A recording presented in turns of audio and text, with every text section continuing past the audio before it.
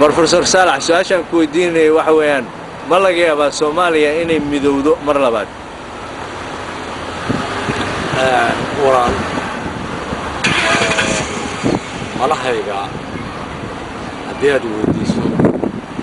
أنا وحان أوران لها وصرت قشة إني سوماليا مرة بعد مدودو وحلقة يابا إني مدودو si ka duwan wajigii hore ee berigii hore ku midowday waxayna ay midoobi doontaa marka ay dadka Soomaalidu dareemaan inay u baahan yihiin xuduud weyn oo Soomaaliyeed oo dhaqan wadaaga oo hiil wadaaga oo isu damqata oo isqadarisa oo isjecel arrimaha ifka uga hor imanaya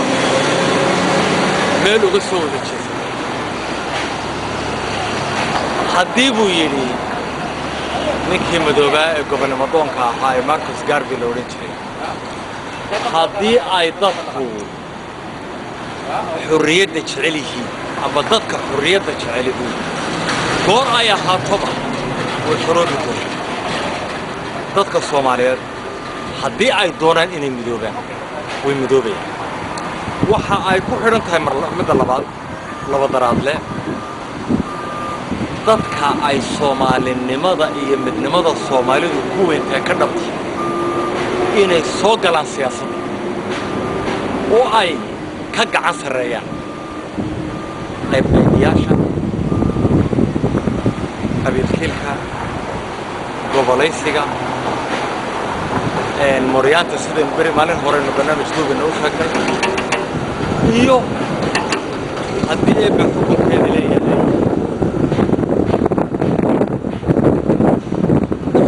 calooshood oo shaqaystayaasha magaca Soomaaliyeed iyo ayatiinka dadka Soomaaliyeed kuwa nool iyo kuwa dhalan doonaba hadda ku dhoobaysanaya ee dhulka marinaya marka اسمع جرتي لحدمايدي اللي قاعد يشرو أحد مدني مديني مقدي بيك الشرب بقعي باي حتى مرحلة درسين بجرنا إن شاء الله ونقص بحضورنا بضعنا ويفتيك نقص بحضورنا ونقص بحضورنا على ودة إيو نحلقة إيو علاضة إيو آركة إيو ملطوحة يقعد نقلنمدا nolosheenii saqday waxaan u soo bixi doonaa iftiinka garsoorka iyo cadaaladda iyo ilbaxnimada casriga ah iyo sifafaalaha ku dheehan ku tilmaaman diinta aynu hiddaha iyo dhaqanka iyo milladaba